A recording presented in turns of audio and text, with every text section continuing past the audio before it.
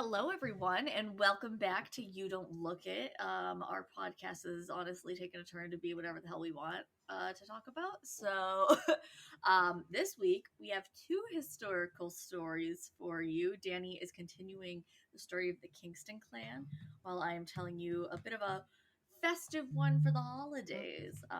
But you'll just have to wait and hear what that is. And so, Danny's going to be doing multi parts. For this one. So I'm not even sure we can call this historical because there's a lot of stuff that's still ongoing. And I feel like this is going to be one that we circle back to regularly. Like, I'm not going to be like, all right, part 1 through 5. I'm going to be like part 2 and then like maybe wait a month or two and then do part 3 because the more I dig into this, the more I find. And today was just supposed to be the Kingston Clan notable arrests. And then I found out that there's a lot of them. Oh, Lord. I feel like the more I look into it, the more I find. So I just decided that I'm just going to pick the one that I want to tell today and then save the rest for a rainy day when I just don't feel like doing research. That sounds good to me. So we got some fun stories for you today. Feel like not really much has happened to us in between because we recorded the chill cast not too long ago. I think it's a week ago. Didn't we record it on a Wednesday? Yeah, that's true. I don't know. Not much has happened to me. Danny's computer broke. Oh yeah, I opened my laptop this morning and like when you go to open the screen part, and the whole back side of it just fell off. She was like, I'm gone. It was done. Like, she's literally 3 days before I got her replacement. She's like, I am dead and I hate you. And I'm like, well, I'm reviving you again for like the 8th She's like, just time. Let me go. Let me move on. I've replaced the motherboard. I have like had to factory reset this computer like 5 or 6 times. Oh my Lord. I had to get like a giant ass external hard drive to put all my files on because I kept having to factory reset it. And it like screws just pop out of it. She's dead. She's done. That poor bitch. She just is trying to tell you to let her go. Also, though, like, I mean, if anybody's looking for a laptop, Lenovo's are where it's at because this bitch is a Lenovo. That doesn't sound promising, but the fact that I can revive her this many times and she still turned on and functioned today, fair. Like, wow, that's very fair. Like, it's a miracle we're recording, right? Honestly. Like, if this was a Mac, she would have been dead a long time ago. And oh yeah, she would have been gone. If what happened to her today happened to a Mac, it would have been done for. She would have been toast. Oh, for sure. Yeah, there's no repairing that when it's a Mac. I don't understand what it is with Mac, but like if you break an Apple product, it's done. Yeah, it's sad, but it's true. And like even if you take it to a repair shop, like I broke the screen on an iPhone before, and I told him it was an iPhone SE, and he's like, those don't exist. And so he put a different iPhone screen on it than an SE screen, and it would not recognize where my finger was. And so I would hit like in the bottom right corner, and it would think that I was touching the top left. Oh Lord. Yeah, it was a damn nightmare. Trying to think if anything new has been here. I've been doing my my legal stuff, but I still can't share just yet.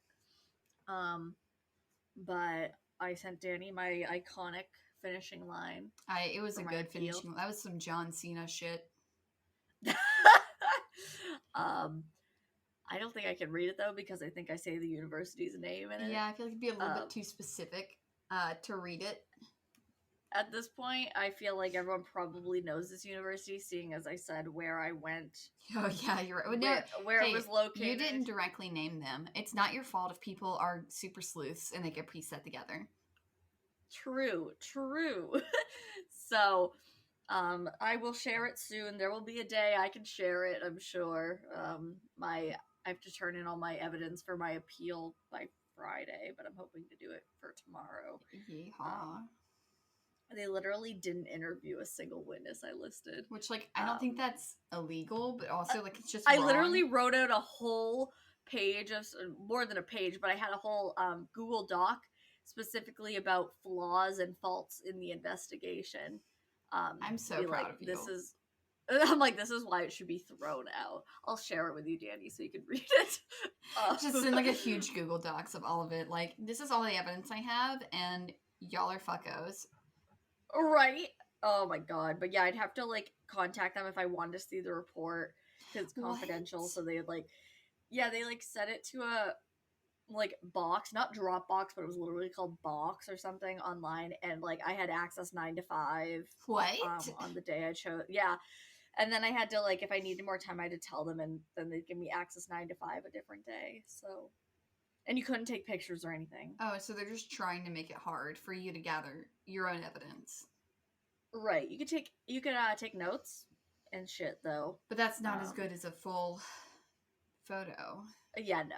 My favorite thing though is that one of the people they interviewed as a witness wasn't even part of my case.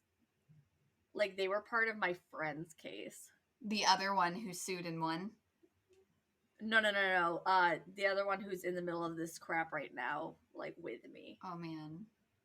Oh, because somebody else had a similar discrimination case. I forgot about that for a second. Yes, and so they, like, interviewed the, Wow, they discriminate about so many people. They discriminate against so many people, they literally can't keep the witnesses straight. It's true. They interviewed the director of dining services, and I never once had a interaction with dining services regarding my animal and my service animal. And so I wrote that, and I was like, faults in the investigation. I was like, well, this bitch shouldn't have even been interviewed as a witness. I'm like, if that case actually went to court and they tried to present that as evidence, and you didn't even have an interaction with them, like, you might actually win just because of, like, faulty handling of a case. Right? So, yeah. So, who knows what will happen, but... You know what I wish... We shall see. You know what I wish we did in America that is done in other countries? Like, what? So my family is German, and a lot of my family immigrated here, but still, and then I have a lot of family that still lives in Germany, and I'm not 100% on this, but I'm pretty sure if you sue somebody in Germany and you lose, you have to pay not only whatever, fee or compensation the court has you pay, but you also have to pay for the other party's lawyers and your own. I know that some people here, in order, because like that's not an automatic thing, but I know a lot of times here, sorry, I don't know if my thing unplugged. Okay, there we go.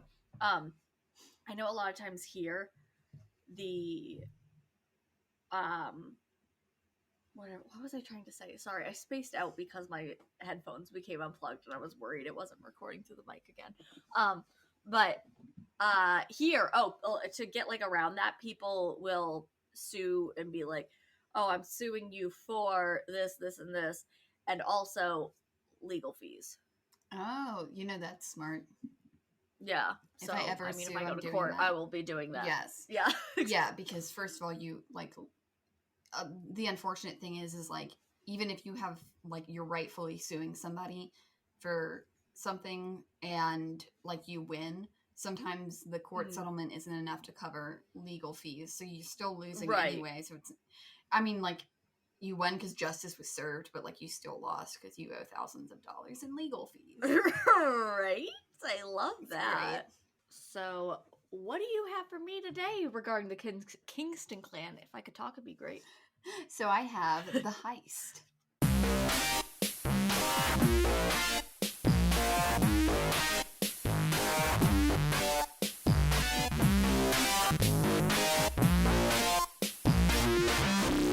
Ooh, that sounds saucy. Which I gotta get my notes. I'm trying to position it so that like I can see you and Zencastr and my notes at the same time. That sounds like a hefty request, if you ask me. I know, but it sometimes if I can't see Zencastr, it just doesn't like record or something. No, I feel that. We've had those instances a few times. And it's horrific. I'm like, I'm not doing that. Again, with you, Zencastr, I'm not here to have a full-out slugfest with Zencastr. It's like, how about you fuck off? Okay. How about we not do that? I mean, I could print my notes out, but like paper, save the trees. Save the trees! Save the trees! Okay, so, as I said, you know, they have a lot of notable crimes and arrests, so I'm just going with one that I like, and I like heists. It's not necessarily the most interesting. Love it. It's definitely not the one the Kingston Clan is known for, but I just like heists. So I'm going to inflict this on you. Give me them heists.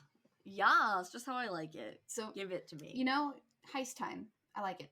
Heist time. So I'm going to go over a little refresher because I know it's been like a month, but it's been a hot sec. But between moving and applying to graduate school and Lexie's lawsuit, it's been a time. So it just hasn't happened. Yeah. So for a refresher, the Kingston Clan, also known within members. Oh my lord, I'm so sorry. I'm drinking Starbucks and I just want to... No, you're good. I'm like the queen of eating granola bars for like all my meals, and I was eating one earlier during recording, and I was trying to make it so you guys couldn't hear me, and I was just like munching in the corner. But so you're just gonna hear us all being lovely and making glorious noises. Yeah, folks. No, I'm gross. Like, and I don't eat real meals apparently. So the Kingston Clan, known to members as the Order, is probably one of the largest organized crime groups in the United States and definitely the largest in Utah. And I know a lot of people think of organized crime as being like the mob or like gang activity, but as far as like the legal definition of it, the cult pretty much meets that. Yep. So it is estimated that they run over 100 businesses, and most of them appear to be legitimate across Utah and the West Coast. Like at first glance, if you start digging, it is absolutely not legal. And we're gonna go into why, but that's gonna be a lot of videos. Like, oh, never mind, not legit. Not legit. Breaking a lot of labor laws. You know, not paying your workers. But that's legit. Oh, great. Yeah, great. Yeah. The clan has a fortune estimated to be upwards of $300 million. That's a lot of money that I wish I had. Right. Well, they're stealing it from other members, so... Oh, well, from other members? Yeah. That's also rude. Yeah. They're known to hide or fudge profit margins from tax collectors to participate in tax evasion. Don't do that, kiddos. Members are largely born into the group and are exploited basically as slave labor. Members live in company housing and are only paid in script, which is not real money. It's company credit. You use it. Oh, yeah, and they can only use it within company businesses and shit, Yeah, right? so you have to use company housing, company grocery stores, clothing stores, anything you can think of through the company. This has been outlawed since the 50s or 60s. I didn't get a good date on that. I probably should have. But it's been for a while. It's been quite some time. This happened a lot in Appalachia, which is near where I live, with coal miners. And that's why we had really, really bad generational poverty up in this area. And it's because they literally sold their soul to coal mines because they didn't have any real money. They only had script. And that's so sad. So, you know, when those laws were put into place, they had literally no money. And the companies were not hiring people anymore because they had to pay them real money. Oh my gosh. Yeah, it's shitty. It's a whole thing. Poor people. Incest runs rampant within the cult, and many young girls are married off as child brides, which... Oh, great. Yeah. They're expected to have one child per year. Went over that extensively in the first part of this. My Sims have to have more children than that. More children than one child per year? I'm just kidding. Oh. Yeah, exactly. Yeah, no one of my Sims definitely had like 7 kids in 1 year because I got the Sims Seasons and it has a calendar now. And I'm like, how did I have all these kids in 1 year? Right. Like, that's horrifying. But I was also having triplets because I didn't know I was on a ley line. Oh, true. So it wasn't that many, but still a lot. Incest and many children per year sounds like my Sims. So this cult is basically my So you're Sims. basically or running a cult. am I hearing that I'm running a cult in my Sims? Oh, Lord. I think you're running a cult in the Sims. Also, Danny and I have some great ideas for Sims, but apparently EA doesn't take suggestions from people who don't work for them. So right? I'm like, why won't you let customers pitch ideas? I just want to make my Sim as crippled as I am. Okay? I need my representation. Exactly. Like, And they're like, oh, we're going to put wheelchairs in the game. And I'm like, first of all, not all disabled people are in wheelchairs, but that's a whole nuance that apparently EA does not understand. Second of all, like, I need more representation than that. Right. But that's a whole thing. Can go into that later. This is going to be fucking long. Topic. So, yes, incest. Where was I? Women expected 1 year. Yes. Okay. So the work that women mainly do is answering phones in a law firm, working at supermarket, working in clan shops, stuff like that. They're also expected to raise and provide for all of their children with little to no help from their husbands, and they're expected to take care of their home. So basically their husband... They have the time or energy. Right? The husband's really just there to fuck and then leave. That's basically what's going on. Great. So, useless motherfuckers. Seems legit. Useless motherfuckers. Much of the wealth is hoarded by the upper clan members who live in multi-million-dollar homes, while other clan members... Okay. We're all liver now. While other clan members live below the poverty line. The clan does not allow their members to visit hospitals as they fear members will be injected with mysterious illnesses and forced to divulge birth records, which would expose incest. Christ almighty. Yeah. Also, like, this is a bit of a recap and also, like, setting up for the heist, because this is information you're going to need to know to make the heist make sense. They also keep all their money within their homes or clan-owned banks, which I believe the last clan-owned bank was shut down for money laundering. Ooh. Yeah, because they believe an outside bank will steal their money. They handle all disputes within the clan. So, like, that includes crimes, abuse, which they don't actually care about, so I'm not even going to put that on the list. That includes crimes, and sometimes murder. It really depends. Like, not many crimes are dealt with. They just don't call the police, ever. Right, right. Yeah, you know. That's, ideal. Yeah. They don't like having the police involved, and they're known to be heavily armed, and all the boys are taught to defend the clan from a very young age, no matter what. Probably not. I'm going to vote no. Yeah, I'm going to vote no. Here's one of my fun facts I was mentioning earlier. I was like, yeah, I can't fit all this into one episode, so I'm just going to put little fun facts throughout here.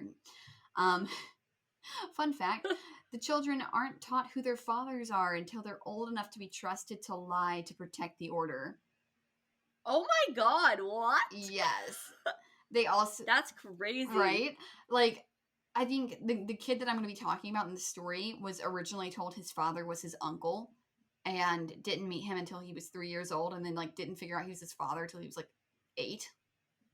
Oh my gosh. Yeah. Jesus. Right? I'm like, that's whack. And everybody is technically related, so, like, everybody is your uncle or your cousin or your niece or whatever. Like, it doesn't make sense. Somebody can be both your grandmother and your niece. Like... Love that. Meredith was trying to explain that to me earlier, and I was like, I don't understand that, but that went over my head. They also use their ranches as work camps for disobedient clan wives and rebellious children.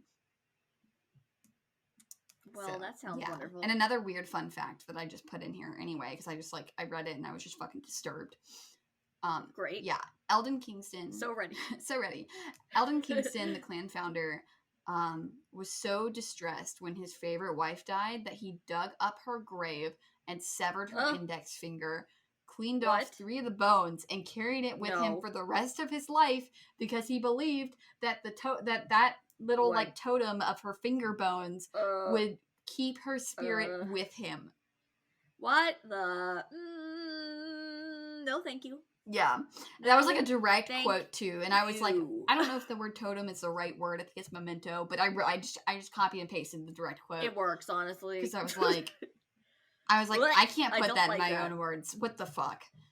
It's like, let's dig her up, cut her finger off, clean that bitch up, and take her along with her. I mean, okay, so like, I love historical clothing, and Victorian mourning culture was really cool because, like, I mean, I found it interesting. It's people kind of probably find it really freaky, but like they would take hair from people that have died, loved ones that had died. They'd make jewelry out of it, and they'd make like all these like braided bracelets, or they'd put like the hair in a locket or something, and it looks like it kind of looks almost like some kind of weave of like a really thick fabric, and I find it super interesting. Yeah, that's pretty cool. But that's weird. Although I don't know, because like I have seen people with rings that are made out of human teeth, and I find those cool. So I'm like, I think it's definitely wouldn't have one. It's the fact that it's a cult leader, and people lose teeth all the time. That's true. People lose teeth all the time, so they can give you their consent to make it into jewelry. So fair. It's different. That is fair. It's very different from just digging up a grave and stealing a finger bone. Right. It's like, man, let's just, do some digging. Yeah. All right, come on, kids. We're going to dig mommy up. Dig mommy up and steal her fucking finger bone. God. Yeah, no, I think I'm cool with, like, animal bone jewelry, and I'm cool with, like, I think I'm more cool with the tooth rings, because it's, like, people lose teeth all the time, and they can just ship their teeth to a jeweler and be like, I want you to make this into something, and it's mine. Right. I promise. Like, promise it's not weird. Yeah, no. Creepy. Anyway, gonna get into the heist. So this story is about Stephen Kingston, the son of Paul Kingston, who is the current clan leader. So he grew up on a Kingston cattle ranch in Washakie, I think it's pronounced. Okay. Which is located in Utah, right next to the Idaho border. This ranch also doubled as one of those work camps I mentioned previously. And he lived there with his mother and 15 siblings, and his father rarely visited. Lord. Great stuff.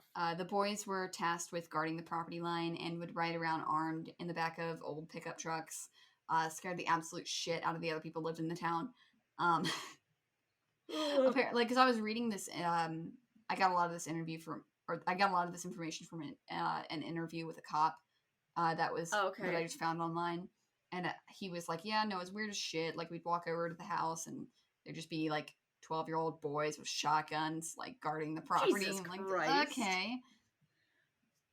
They also went to a local school, which I found very interesting, considering. Like a public school? Yes. Oh, weird. Yeah, or it might have been an LDS school. I don't know. I didn't.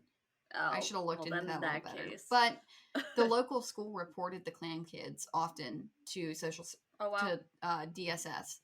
And they would report the kids coming to school not dressed for the cold weather. The kids would often get into fights, and DSS was called to the home several times. And it was just, like, super filthy and run down. Great. Guess that woman wasn't doing a good job keeping her house intact. I mean, she had 15 children. Just kidding. She should have been a more obedient clan wife.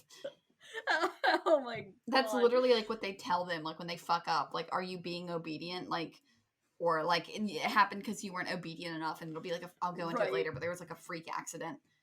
Oh, Lord. Yeah. So, actually, I'm about to get into it now. Stephen was on thin ice with the clan after his brother David died in a car accident. Oh, wow. Him, David, and a few of their brothers were speeding down a dirt road on their way to their aunt's house, who also lived on the ranch, for dinner, and the truck, David lost control of the truck, and it flipped and rolled over, and it crushed David's skull, and he died on impact. So, like, he didn't, like, suffer, but, like, well, that's good at least. Stephen, like, watched him, that whole thing happened, and, like, checked his pulse, and he confirmed him dead. Oh my Lord. Yeah, so, like, that's traumatic as fuck. And, like, not even an hour later, Paul Kingston shows up for the dinner and blames Stephen for the death of his brother, claiming that he would have been, if he had been more obedient, this wouldn't have happened. Yeah, okay. Yeah. I'm like, people get in car accidents all the time. Like, right. When you flip an old ass truck like that, like, it doesn't have the safety features of, like, a 2020, like, Ford F-150. Like, right. Like, if it's a 1960s truck, like, it's pretty much made of lead. Yeah, you're gone. You're gone. And the trauma of those events caused Stephen to lash out a lot, and eventually led him to steal millions from the clan. Ooh. Yes. So lots of moolah. So a lot of money. Because he was the son of the prophet being the clan leader, He was able to bend the rules a little bit without too much pushback from other clan members, and he was privy to knowledge of money stashes and some clan secrets. At 14 years old, he started really small. He started stealing. At one time, I think he got caught for this. He stole 4,000 from his father. And in later interviews, he claims that he did this with his brothers because he was not being paid for working in the coal mines, and he believed that it was his money anyway, which, like, I can't blame him. Yeah. Like, I don't blame him for that. He's like a 14-year-old kid working in a coal mine, like, right? And he's not getting any money for it. Honestly, it's like there's a lot of problems in that. Yeah, like, I'm honestly more surprised there aren't adult clan members trying to steal money back for their missing payment. Right. So basically nobody escapes slave labor in this cult unless you're like the prophet. Great. So great stuff. Yeah, good stuff. After watching years of abuse, Stephen left the cult to live with his older brother Ben, who had left the cult a few years prior. He had little to no friends who weren't relatives that had already left the cult, because you can't, contact current cult members. Right. And they can't contact you. So he was mostly just living with his brother Ben and hanging out with two of his cousins who had left or were on thin ice. I think they were like on the verge of leaving, Scott and Luke. And during the first years that he was gone, he mostly just smoked weed, rode horses, and fixed cars. Talk about a party. What a party. Kind of a sad life. Just, like, no friends except for family members and nothing to do. True. Rachel Young was a sort of like the clan treasurer. She was in charge of a lot of the books and keeping track of the money and hiding the money. Oh, wonderful. She was the aunt of Stephen's cousins, Scott and Luke, whom Stephen was still close with and was hanging out with pretty regularly at this time. Rachel knew the whereabouts of almost all the Kingston stashes and was sitting on a fairly hefty stash of silver bars that only Paul, really close relatives, and sons of the prophet would know of. Interesting. So that takes us to February 26th of 2009. Ooh. Salt Lake County Sheriff's Office gets a call that two teenage boys are spotted breaking and entering Rachel Young's home, and shortly after speeding off in a Honda sedan. $80,000 worth of silver bars were stolen from her basement. Oh my god. Oh my lord. Yeah, and they had to leave. The fact that she had that much is crazy. Well, they left a few behind too because they were in such a rush. That they had pried open the wooden crates, and they were in such a rush to leave that they left like a quarter of the bars. So, yeah, she probably had like $100,000 to $120,000 worth of silver in her basement. Oh my god. Yeah. And Young, I don't think Young reported. That's so much. I don't think Young reported this to the police either. I think it was a neighbor.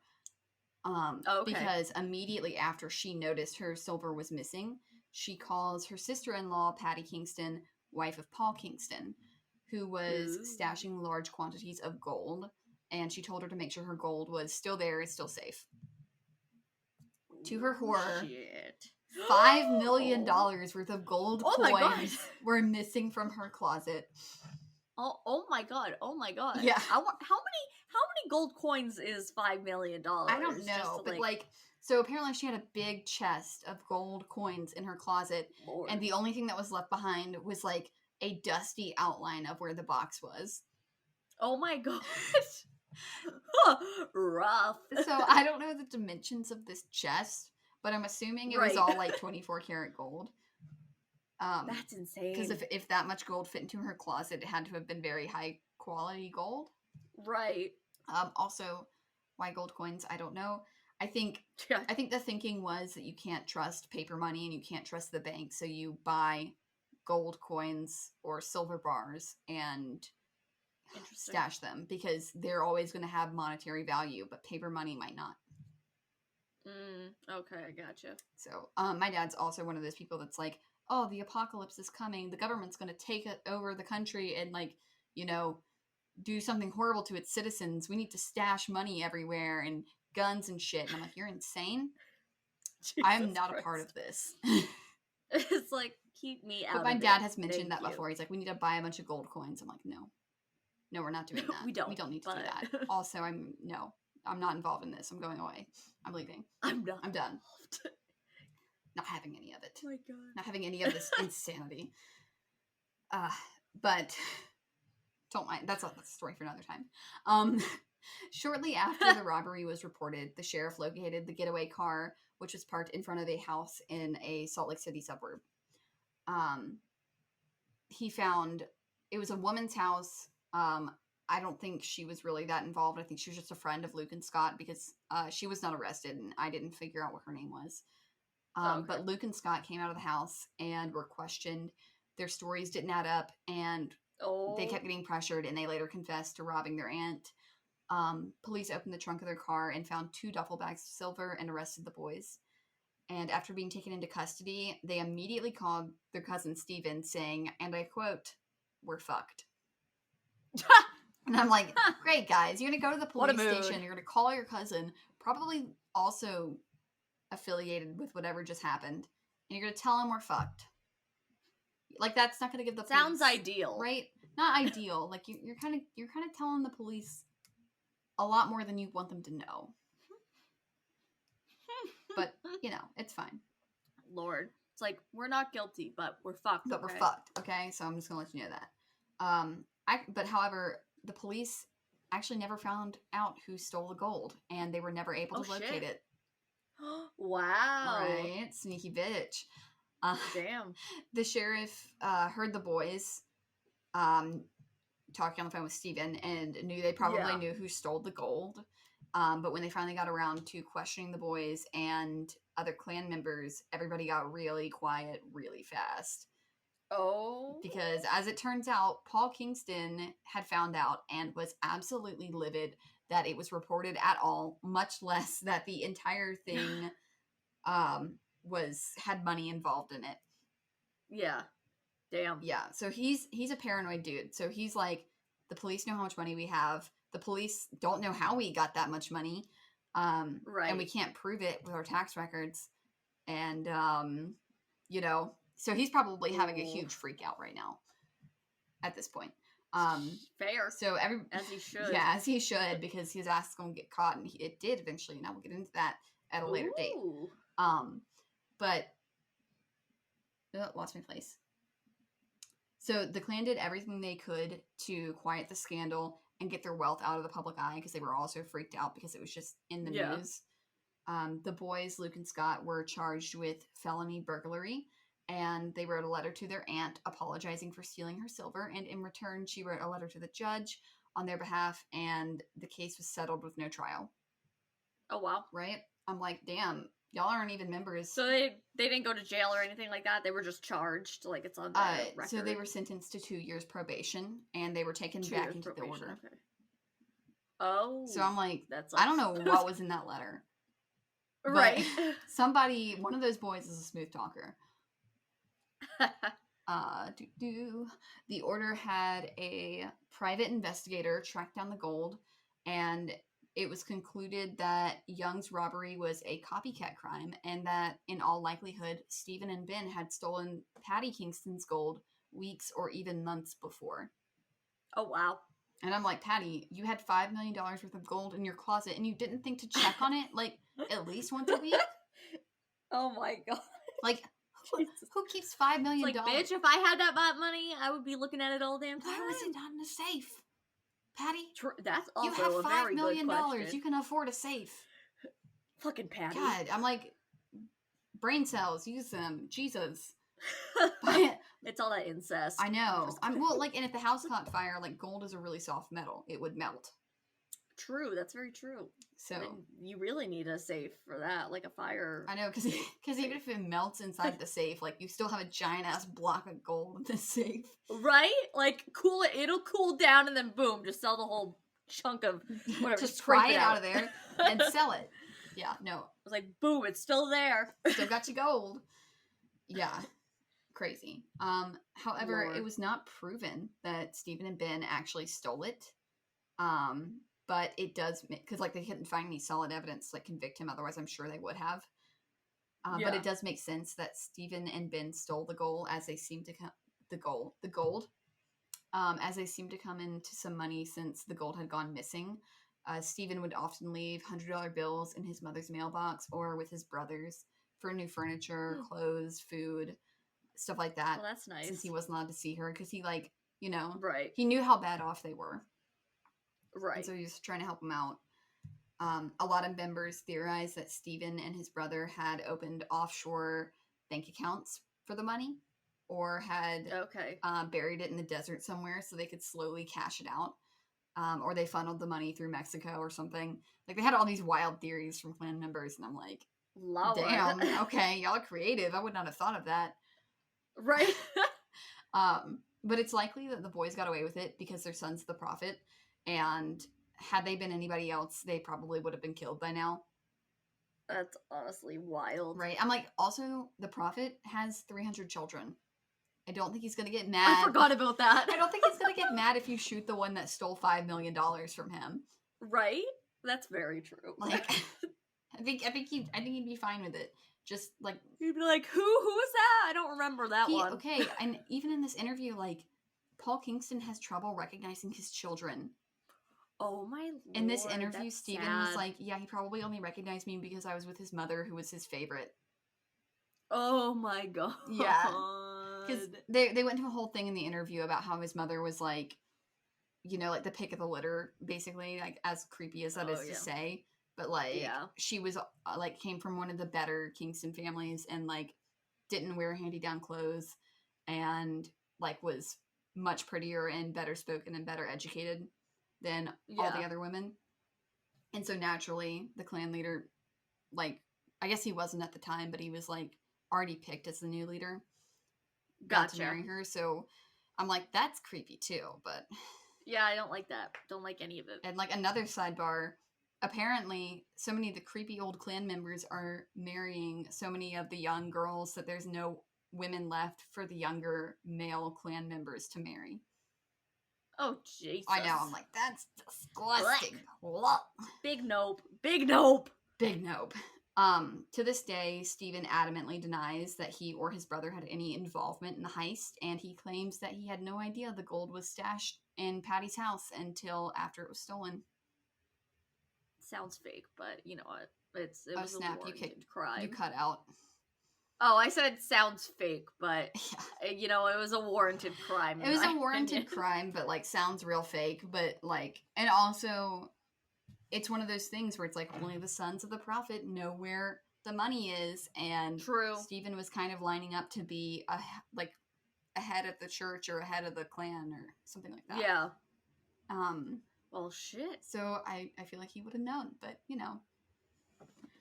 He now works at a cattle ranch just down the road from where he grew up, and he pretty much just looks like your average farmer and doesn't really live in luxury. Interesting. Yeah, which I'm also kind of like, okay, you could be argued that if you're hiding $5 million worth of gold, you don't want to live like a millionaire, because that looks suspicious. True. But true. But also, he bought a whole ranch, so, like, you know, that had to come from somewhere. True. I hope he's happy, though. That's what I like. Hope. I mean, he got out. I'm not here for like encouraging crimes, but, like, I understand that crime. Right, yeah, no, like, that was a terrible life that he was living. And he's still trying to support... He's using that money for better, too. Yeah, he's trying to support his, like, family and all that still, and, like, drop money off. And he has, like, a girlfriend now and stuff, too, so I'm kind of like... Oh, nice. At least he's getting better. He's feeling better about his life. Right. And he gets to ride his horses all day. For some time after the robbery, though, Stephen felt like he was being watched, and cars would follow his girlfriend into town. Oh. Yeah. He came home a few times to find that somebody had broken into his house and rifled through all of his drawers and cabinets and just, like, toppled everything over. One night he received an anonymous call from a clan member telling him that the order was planning on killing him. Oh my god. Yeah. And I'm like, oh shit. Jesus. He went out that night and bought a huge stash of guns, like, just in case. Fair. They decided to mow him down. And he will still occasionally receive calls from his father trying to get him back into the order. But he says he doesn't, like, fear for his life as much anymore, that if they're going to get him, they're going to get him. Like, that he's lived a good life. That's sad. I'm like, that is so sad. Like, you've just resigned yourself to, like, expect to be killed one day. Right? Like, I'm glad he's not, like, living in as much fear, but also the reason why he's not is sad, because he's just like, if it happens, it happens, I guess. And, like, he could move, but he still chooses to live in the ranch next door to his mother's. Right. So, like... Just, I mean, fair. He probably loves his mother and his siblings and doesn't want to be too far away from them, even if he can't really interact with them at all. Yeah, and he got along really, really well with his siblings. And he got along really well with his mother. He said he had, like, a really, really good childhood living on the ranch with his mother. Nice. I mean, despite the fact that, like, it was also a work camp and really shitty things were happening. Like, he made the best of it kind of thing. Good for him, honestly. Yeah. That's like, hard to do. I like, this is the one I wanted to start out with, because I'm like, everything that has to do with this clan is so fucking dark. Let's just have one that's, like... Have a little bit of a break from it. And be like, haha, somebody got them. Haha, somebody got back at him and succeeded. Oh my god, excuse me, Jesus. No worries, I start making me yawn now. That was a good one. I did like that. It was a fun one. Quite a bit. It was fun. I'm excited to hear others in the future. Oh yeah, I'm having a hard time first of all, getting all the evidence the story in order. Because, like, different reporters tell it in a different order, and I'm like, oh god, where does this time go in the timeline? Right. And then, like, just making sure I get all the facts, and then cutting it into, like, a 30-minute segment is difficult. Right. I feel that. But yeah, that was good. I like that. Thanks. What do you got? You got Krampus?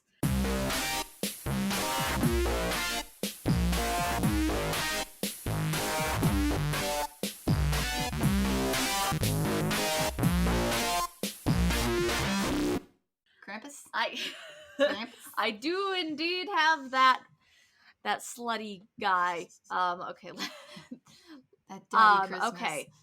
That daddy Christmas. Forget Father Christmas. We got Daddy Christmas for you. So I'll just go through. I got my sources were National Geographic, Britannica, History.com, and Wikipedia. Oh, should have quoted mine. YOLO, honestly. I don't think anyone's gonna sue us. Hopefully not. I don't have money. I can go back and find them. I know where I got most of my sources anyway. So I am gonna talk. Well, the American way to say it is Krampus, but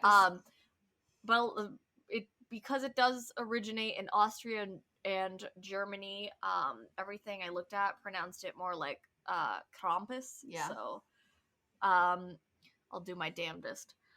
So I'm just gonna do it the American way because yep. It's that guttural R rolling noise that a lot of people like struggle with. Right. Krampus. Like, yeah. Exactly. Yeah, you just sound like you're choking, and then like I hear my Oma say it, and I'm like, now that sounds fine and normal, but when I say it, I sound like I'm choking. Right. It's like I'll say it right once, and it will never come out right again. So, Krampus, a nice holiday one for you bitches. So Krampus is Saint Nicholas's counterpart who deals with the naughty children during the holiday season. So, unlike Santa Claus, who deals with both naughty and nice children, St. Nicholas rewards the good children while Krampus punishes the naughty ones. Scare them into submission. Exactly. The German way. The German way. So, Krampus is a half goat, half demon creature that stands on two hooves and on like as if they were legs. On his hooves. And has a goat-like head with horns. He tends to carry around a satchel or a bag that he wears on his back, kind of like Santa's sack. And he wears chains and bells. And so festive. It is said that I know, festive indeed. Get those chains and bells. Chains and bells, festive as fuck. It's like edgy Christmas. Exactly. So it is said that Krampus is the son of the Norse goddess Hel, who is the god of the underworld. Oh, also, sorry if you can hear music in the background. The guys doing construction on my neighbor's house, will not turn their music down. I definitely don't hear it. Oh, okay. I definitely do. It, weirdly enough, triggers me. It makes me, really, really anxious and panicky. So I feel like tell I hear them it. they're hoes. I have tried, like, I was going to go down there and tell them to turn it down earlier because it was like 9 a.m. and I was still kind of sleeping. Sleeping? And they turned it off before I got out there. So I was like, oh, okay, not a big deal. And now they started up again as soon as we start recording. Rude. Rude. Honestly. Yeah, so Krampus is said to be the son of the Norse goddess Hel, who is the god of the underworld. So Krampus's name is derived from the German word Krampen, meaning claw. Feisty. The origins of Krampus are unclear, but it is believed that he was part of pre-Christianity pagan rituals and celebrations for the winter solstice. Yeah, he was.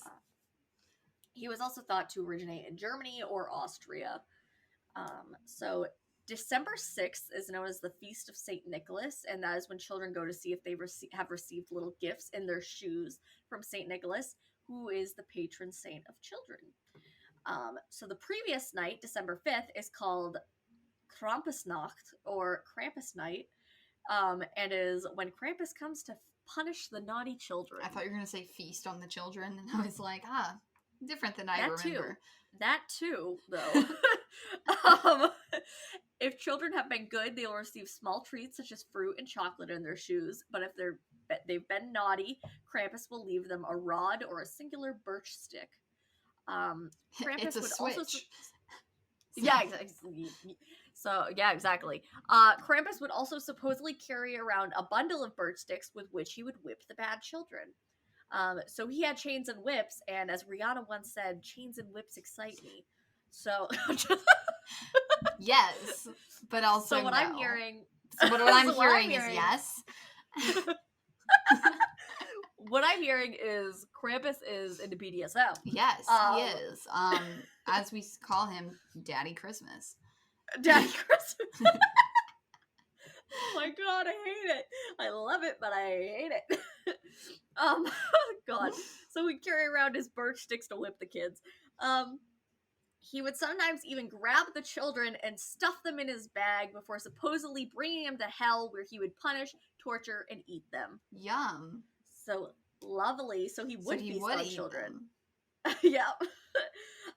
It is also said that Krampus would give parents a small bundle of sticks to keep displayed in their homes in order to remind the children of what Krampus would do to them if they misbehaved.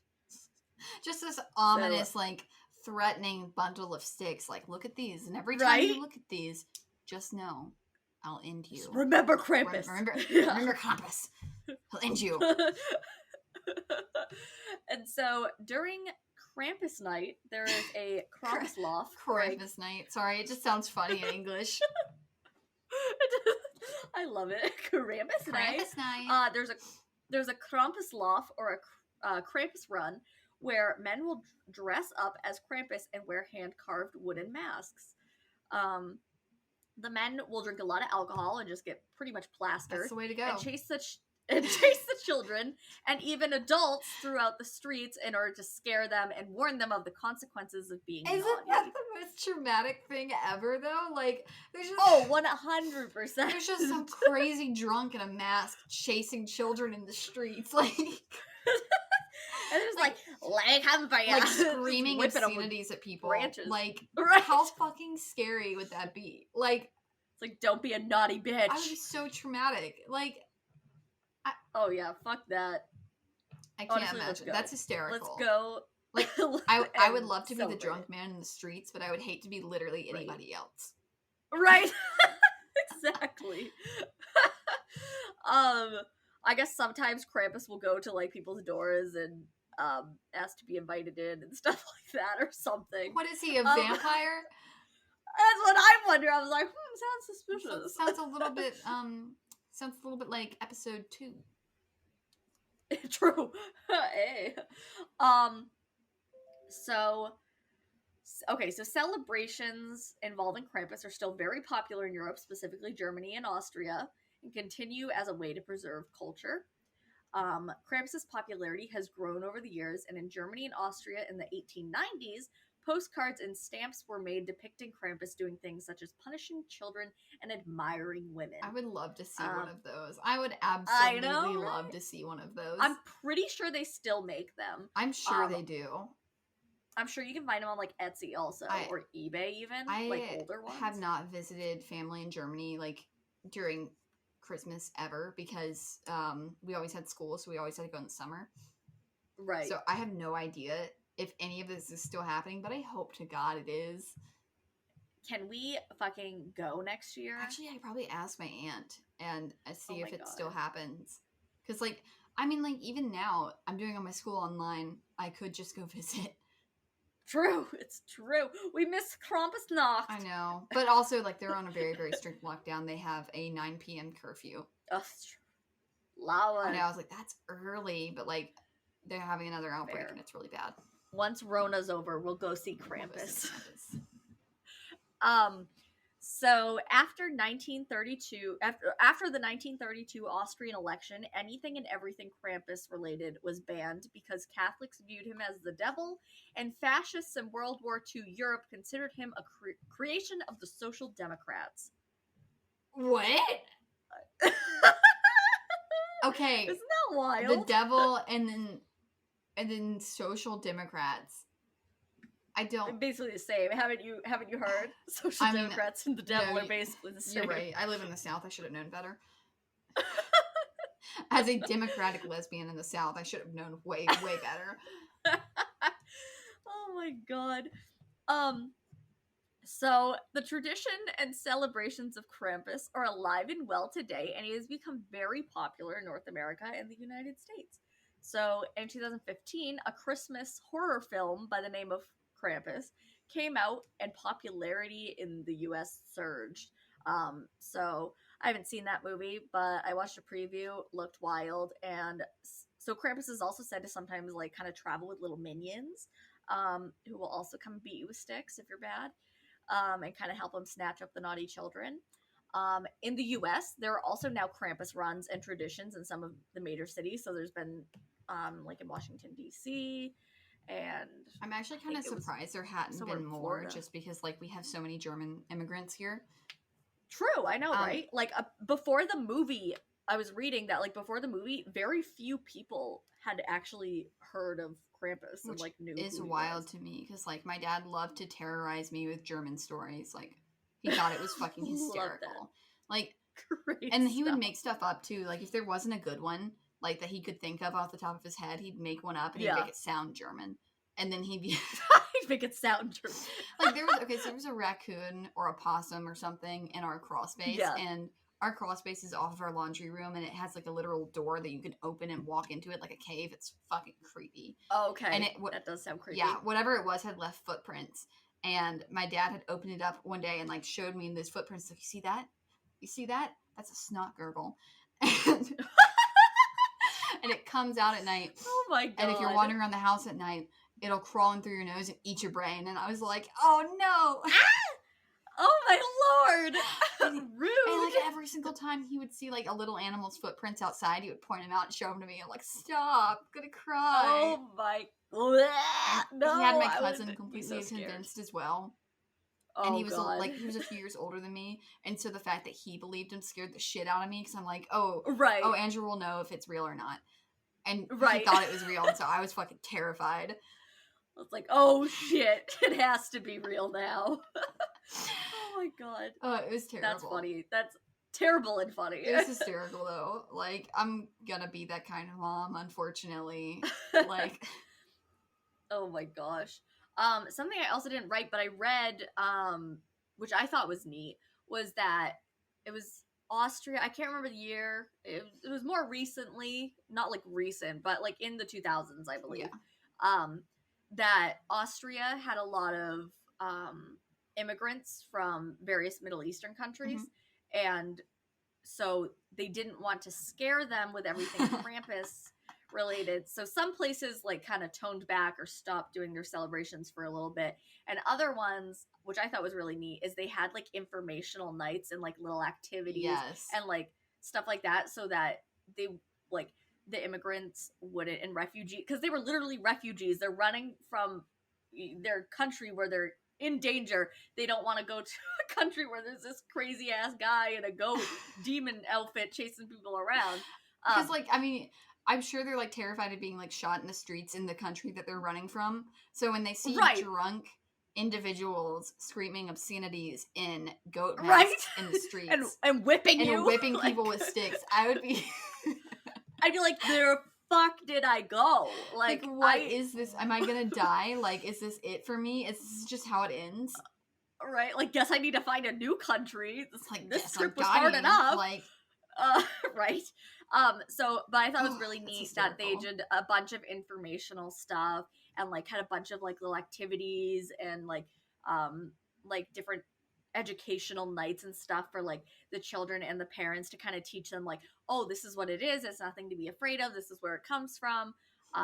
Feel free to participate or don't. Like, I think informational. Like, so I thought that was really neat. Yeah, informational is definitely the way to go, because if you just tone it back a little bit, and then, like, the next year or the year after, you have, like, a lot of Krampus related shit, people are gonna be fucking terrified. They're gonna be like, it didn't happen last year. Are we under a terror attack?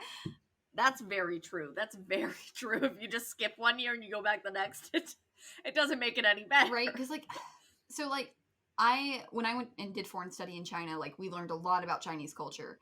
And, like, I had, like, 3 years to learn about Chinese culture. And then we went to China and I saw things that I didn't learn about. And I was like, do I need to be afraid? Is this, like, normal? Is this just a thing that happens? And, like, thank God somebody explained it to me, because I probably would have been really freaked out otherwise. It's true, though. It's really important. And, and I feel like, I just thought it was neat, especially because it was, like, even little places like Bavaria would do it. Oh, and it's like, I feel like a country like the US wouldn't even do stuff like that. Like, they're just, meanwhile, we're trying to kick out refugees, and here's fucking, you know, Bavaria and, like, Austria and all them, you know, doing everything they can to educate and make sure that the refugees feel safe. And this is just something as tiny as, like, a little cultural thing, but they recognize that, like, a little cultural thing can be a major difference and a major stressor depending on what it is. So I just thought that was really neat that they, like, had big educational things where they were all obviously optional, but they're like, oh, like, come learn about our cultures, and, like, this is some stuff we do so that you're aware of what's happening, and also if you want to celebrate, this is how we celebrate, sort of thing. I think that's awesome. Like, I have never lived in Germany long term, but yeah, I don't know, I really like the way that they do things. Like, that's very much like they try and explain things, and they try to make things make sense, and, like, it's just a general consensus that, like, everybody tries to, like, you know, understand the culture, and, like, I don't know. Yeah. It's not like here where it's like you mix multiple cultures and everybody has a fight. Right. Yeah, seriously. It's like they try to coexist. They put in the government puts in a lot of effort into people coexisting peacefully. I do really like that. But yeah, so there are a lot of people who are like, Krampus has become big because he's being commercialized like Christmas, which is fair. Yeah, I see that, where that's coming from, but... Which I think is why it became so big in the U.S. I think it's still neat that there definitely are cultural aspects to some of the ones that happen in the U.S., but I've definitely seen them be more commercialized, kind of like, you know, like haunted walks and stuff like that, or haunted houses. It seems kind of more like that sort of thing. It's been showing up on Halloween? No, not on Halloween, but you know how, like, during Halloween people do that. It seems more like that sort of thing, but around Christmas time, opposed to, like, the actual, you know, cultural celebration. It's mostly just like, oh, let's get drunk and like go get scared, chased by a scary guy. Yeah, exactly. Go get chased by some scary dude in a mask. Right. Yeah. So I think it would be really neat. I would love to see one in either Germany or Austria or whatever. I think that would be neat, because then, you know, like, you're getting more of the real thing. And then, oh yeah, I haven't gotten to experience this firsthand before. Like, I didn't realize that was a thing that, like, happened. Like, I knew what Krampus was. Go! Like, I knew what it was, and I knew it existed, and I knew people still, like, celebrated to some extent, but I didn't realize that it was, like, that kind of celebration, like a big festival. Right. And I'm like, oh, that sounds like so much fun. And I know some people are upset, like, specifically in Europe, because they're like, oh, Krampus was our scary guy, and now he's become, you know, millennials and everything. How they're like, yeah, like we adore things that are scary. We're like, yeah, Mothman or shit like that. Yeah, Mothman. They're like, Krampus was our scary guy, and now he's some icon to North Americans. Krampus was our scary Father Christmas, Daddy Christmas, and now he's everybody else's like cultural icon, I guess. I don't know. Right? Yeah, exactly. Cultural appropriation. That was the word. I think I did specifically read cultural icon though in one of the cultural icon. Yeah, a pop culture icon. I think. Oh, okay, yeah. I don't know if that's considered cultural appropriation or not. I think people think that that's not a thing that you can do if it's white culture. Yeah, I really don't know. Like, I don't like, know. I genuinely don't know. Yeah. Like, because I know, like, but yeah, cultural appropriation is mostly for, like, ethnic minorities. Mm-hmm. So, like, things like Native Americans or Black culture. But I don't know if, like, doing certain, like, the Krampus thing, like, if participating in that would be considered cultural appropriation if you're not German or Austrian. Right. That's fair. That's very fair. Like, especially in the sense that they're doing it. Well, it's kind of like, it kind of makes me think of St. Patrick's Day. Like, the way Americans do it is not the way it's done. It's not the way at all. People are like, let's just turn everything green and drink a lot of alcohol. And it's like, yes. Yes, but no. Irish people do drink a lot of alcohol. That is a big part of St. Patrick's Day. I'll give you that. But also they have traditional meals and they don't turn everything green or have these giant ass things. It's a lot calmer. Yeah. And I've never like celebrated St. Patrick's Day because we're not I almost said Italian. Irish. I'm not Italian. I don't celebrate St. Patrick's Day. That's the whitest thing I've ever heard. Yeah, we never really celebrate because it's my brother's birthday. So like we celebrate his birthday, but we don't celebrate St. Patrick. I just know because like I'm very into my heritage and stuff like that. But stuff like that. So that's a good point, though. I don't know if it could be considered cultural appropriation or not because we always think of it as like, you know, minority groups or like minority ethnic groups specifically. Yeah. For cultural appropriation, but I could definitely see with like if you're taking a cultural and like a cultural tradition or something and you're making it your own thing just because you want to have fun and celebrate it to have a good time. I feel like in a way that is like maybe to a different extent or maybe it feels like it's to a different extent. I don't know. It's hard to tell. Yeah, I think it's also different though because with like the cultural appropriation we think of, like especially like people wearing like Native American headdresses or stuff to like Coachella and you know stuff like that. It's more so people are wearing it because they see it as cool, but these are also minority groups who have been and still are consistently discriminated against and have faced, like, we have put them through a lot of bullshit. And we discriminate against them because of things like wearing headdresses. Right. Yeah. Whereas, like, the stuff for Krampus, no one's making fun of it or whatever and then doing their own American white version of something. That's sort of. Very you know true. what I mean? Yeah, no, I totally see where you're coming from on that one. That makes a lot of sense.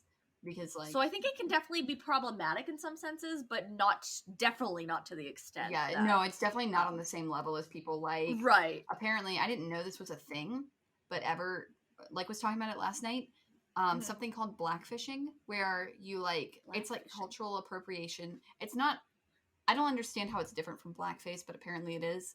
But it's like when you do your makeup, when you do your makeup like intentionally darker to make yourself look darker but not necessarily black, and then you don like black hairstyles and certain clothing and then speak in AAVE. Is that pronounced Ave? Or I don't know how it's pronounced. I just know it's African American Vernacular English. That's it. Right. I usually just say AAVE because I'm not sure. Yeah. And I was like, that's a weird thing, but then she like showed me examples of YouTubers that do it, and I'm like, oh my god, you're right, that's totally a thing. It's so true though. I know it's like it's something you don't think about because it doesn't seem as blatant. So I mean, and then it's like if you're not educated on the topic, which I mean, like I'm definitely not as educated as I could be, but I'm more educated than I was in the past. And it's like, once you see it, it's hard to stop seeing it and be like, how did I miss this all this time? Right. And I think it's just because it doesn't seem like blatant. Well, and then they like try to you know, justify it by being like, oh, I just like being tan. Like, the person that we were discussing was Nikita Dragon. I don't know if you know who that is. Sounds very familiar. But she's a trans YouTuber, and that's kind of like, yeah. And she's big in the beauty industry, and she gets into a lot of shit in the beauty industry for being a general just asshole to everybody. But wonderful. And like, she'll defend it by like, and she is like Southeast Asian, so she is tanner. So she's like, oh, I just like being tan. And I'm like, it's strange because it's like, where does it cross the line? Mm-hmm. And like, she'll defend it to the core, and it's like, it's weird. It's like that weird, like, you're almost in blackface area. Right. Interesting. I did not know the term. What was it? Blackfishing? Yeah. And I still don't fully understand it. Like, if anybody wants to explain this to me, DM me, put it in the comments, because I actually don't understand a lot about it, and I'm trying to educate myself, but I just don't know anything. Yeah. I feel that. Yes, please share, because I have a vague idea now that you've explained it a little bit, but I'll have to do some Googling. That's interesting. Yeah, no, that is you know what I hate the most? Just seeing white people in dreadlocks. Yep. And it's like, and like, I was talking to my friend Mika, who she's biracial, and she was like, oh, yeah, like, I don't like it. She's like, it's different if someone's doing it, and if people are like, oh, I like your hair, you know, they're, you know, they educate and explain, like, oh, that's part of, like, sorry, my thing got all weird. No, you're good. If you explain and, you know, give credit to the culture it came from, because it's like, oh, like, why are people only complimenting your hair if it's on a white person, sort of thing? You know what I mean? Like we were kind of talking about that, because it is different. And like, was it you who told me, or I can't remember if it was you or her who showed me, there was like this TikToker who like would swaddle their baby a way that was traditional of a certain that was me. And she'd give like specific credit to that area or that tribe. Was it a tribe? I think it was like a region, and then she like went into like the tribes, the main tribes that do it. Okay, yeah, exactly. And it's like, it's different if you're doing that. You're giving specific credit, being like, oh, this is, you know, like, this is where this originated. This is not me. This is not this is not from my culture. This is a completely different culture. Like, and, you know, you are celebrating it opposed to, what's the word I'm looking for? Like, making fun of it, or like using it as a costume. Yeah, or just like that, but also, like, it's different if you're celebrating it versus using it for your own gain, sort of thing, is what I'm trying to, whether it be social or whatever, you know. Or being like, aha, I made this up. Right, exactly. Like, oh, look at my dreadlocks, but also then they're, you know, black people getting fired because their natural hair looks, quote, unprofessional. Like, excuse me? And, like, another thing I like, too, is that she would go through and, like, address comments and concerns that people had, like, a lot of people were like, your baby's gonna fall, like, straight out of that. And she's like, no, actually, mothers will, like, carry their babies all day long on their back this way. Yeah. And it's like, I love seeing that. Like, I saw this, I can't remember if you shared it or I just saw it somewhere. It was like mothers all over the world. And it was like, it was just really neat. And it was like, there were like from all over, like women who lived in, you know, like urban areas to women who lived in, like, you know, small villages or communities, like in less populous areas of the world. It'd be cool to see like the different ways that they'd be wrapped, or like the moms would carry them and like just go about doing their badass shit during the day and like carried all kinds of stuff. I know. I always thought it was funny that like in Western culture we make all these like big giant plastic seats and stuff to put babies in to carry them around, not to put them in a car, but just to carry them with. Right. And then, like, in other cultures, they just strap them to their backs, and the baby's just as comfortable, if not more comfortable, because they like having the skin-to-skin contact. True. Like, they're pressed right to you, and they must be nice and warm. Yeah, and they're, like, more comfortable that way. And I'm like, it's funny, because it's like we make it more difficult for ourselves, I think, sometimes, than it needs to be. I'm just gonna strap a baby to my back. Yeah. I feel like, let's go! Let's go! Or, like, just use the little, like, seat things, like, when, like, I don't know if you've seen those like chest things that babies ride in. Their like legs are out and their arms are out and they just look like a little starfish. Yes, they have them for dogs too. It's honestly adorable. It's actually really bad for dogs because their spine is not meant to be upright like that. Oh, God, just for listeners that don't know. Yeah. But I just think it's so cute because the baby always just looks like he's just like slumped. Like, why am I here? It's like, and they're like looking around. They're like, oh, what's going on? They're like, all right. We cruising. All right. Oh, but yes, very long tangent. But Krampus. Yeah, so that's all I really had. It was a very short story, but I wanted to share it because it was Christmassy and it is around Christmas time. But yeah, definitely to any of our listeners who celebrate, Merry Christmas. This will come out right on Christmas. Danny and I both celebrate. I can't remember if I mentioned anything. Stephen and I celebrate Hanukkah as well. So happy belated Hanukkah to all of our listeners who celebrate. But yeah, we hope you guys have a safe holiday and all of that. Will our next episode come out before the new year? I don't think so, but in that case, Happy New Year as well. It'll come out on the new year, folks. Oh, 2 holidays in one. Yeah, look at this happen. Damn. So either way, we hope you have a happy new year. We hope you have a Merry Christmas. Be safe, especially if you're visiting family. Make sure you stay safe and do your quarantine and shit when you get home. But be careful because COVID has certainly not gone away. Even with the vaccine, people have been being lax because they think there's a vaccine, but literally only a few hundred people have had it. And we don't know how, like, we know it's effective, but, like, we haven't seen it in the general population yet. So don't be going around without a mask because you think a vaccine is coming to you soon, because unless you're, like, a doctor or teacher or, like, an EMS worker, you're going to be waiting for a hot sec. You're waiting for a while. So, yeah, just everyone be safe, but have a great holiday. And we look forward to coming back at you with some more stories next week. Hell yeah. All right. Bye. Bye.